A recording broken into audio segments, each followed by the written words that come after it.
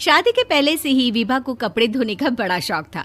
कभी नल के नीचे तो कभी तालाब के पास। अरे मेरी नीली वाली लुंगी नहीं दिख रही है।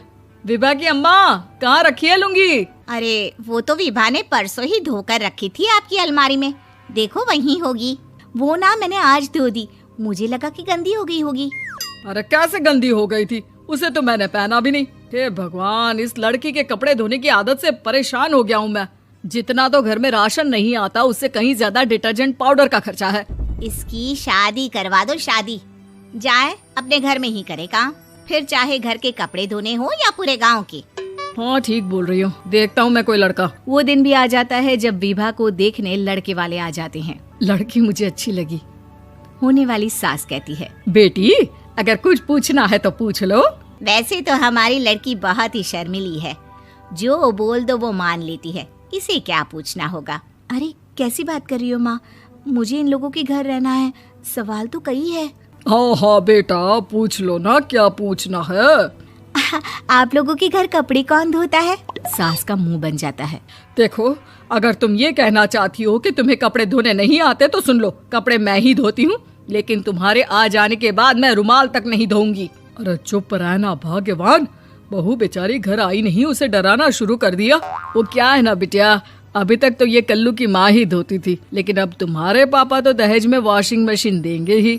तभी विभा की माँ बोल पड़ती है, सवाल भी पूछा तो क्या। वैसे भाई साहब, मशीन की तो फिर भी कपड़े धोने की कैपेसिटी होती है। मतलब जो बिटिया दे रहे हैं ना विभा, इसे कपड़े धोने का बहुत शौक है। ये आप लोगों के क्या, आस पड़ोस गांव मोहल्ले सबके कपड़े धो दे और उफ तक ना करे।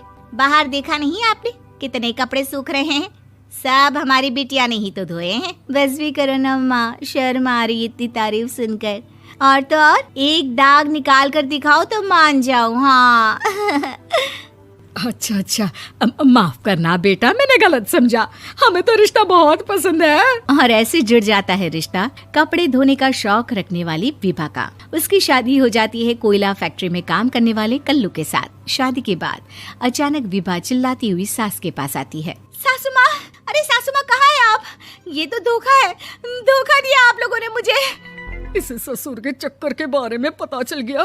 अरे तो उसमें तुझे क्यों धोखा मिला है? अरे नल में पानी नहीं आता, कपड़े कैसे कब धुलेंगे? अच्छा, तू पानी नहीं आ रहा उसकी बात कर रही है। तो आपने क्या सोचा? कुछ नहीं। अच्छा, तेरी माँ ने कहा था कि कपड़े धोने का शौक है, तुझे याद आया मुझे।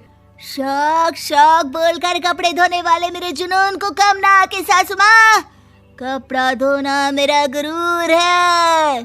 तभी पति भी वहाँ आ जाता है। अभी मैंने इसे सनी देओल की फिल्म दिखाई है, उसी के डायलॉग मार रही है माँ। अच्छा सुन, साफ साफ बता रही हूँ, पानी सुबह 4 से 6 और शाम को 10 से 12 आता है, समझी? विभा टाइमिंग सुनकर हैरान हो जाती है। ये क्या भूतों का मोहल्ला है? सुबह 4 बजे उठकर कौन कपड़े धोता है? 4 बजे टंकी में पानी जाता है, फिर सारा दिन धोना ना, किसने मना किया? अरे कैसी बात कर रही हैं? 200 लीटर की टंकी में कितने कपड़े धो लूंगी मैं, सुबह ही उठ जाऊंगी मैं। अब क्या था, विभा सुबह 4 से लेकर रात के 12 बजे तक कपड़े ही धोती रहती। एक रोज सास पड़ोस से निकलकर कहीं जा रही होती है कि साथ वाली कहती है, हाँ कल्लू की माँ, जरा ये बताओ कि 2 साड़ी है, 2 ब्लाउज और एक पेटीकोट और एक नाड़े वाला लंबा कच्छा। हाँ तो? अरे तो क्या, कितना लोगी धुलाई ये बताओ। धोबन दिख रहे हैं हम क्या? हमारे पति सरकारी नौकरी से अभी रिटायर हुए हैं और बेटा सुपरवाइजर है कोयला फैक्ट्री में। धोबन समझ रखा है हमें?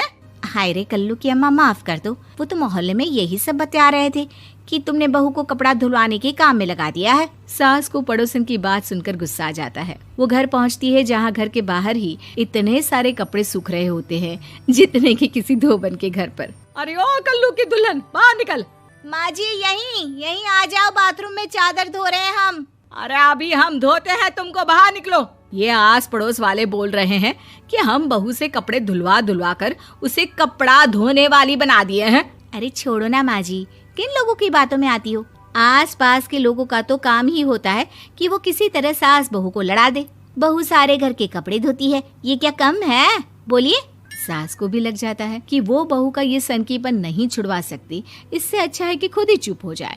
एक रोज सास और बहू मंदिर जाते हैं, जहाँ सास की साड़ी वहाँ खड़ी भीख मांगने वाली से मिलती है। माँ जी क्या बात है, आपकी साड़ी उस भिखारन से कितनी मिल रही है ना? हाँ हाँ देखो तो, दोनों की साड़ी मिल रही है। क्या बात है कल्लू की अम्मा, तुम खुद को तो अफसर की बीवी बताती हो और ऐसी सिंपल सी प्लेन साड़ी पहनकर घूमती हो। सिंपल और प्लेन नहीं है ये साड़ी। तो क्या सोने के धागे से फूल बने हैं? कुछ भी सासू माँ, कुछ भी। हाँ बने थे इस साड़ी में सोने के धागे से फूल। मेरे पति लेकर आए थे मद्रास से स्पेशली मेरे लिए 10,000 की। ताहे भाई साहब इस भिखारन के लिए भी सेम टू सेम साड़ी लेकर आए होंगे 10,000 की। सास उस वक्त तो कुछ नहीं कहती, लेकिन बहू के साथ घर आती है और अलमारी से एल्बम निकाल कर लाती है। ये साड़ी देख रही है, ये वही साड़ी है जिसे मैंने अभी पहना था। इस साड़ी में ये जो चमकदार फूल दिख रहे हैं ना,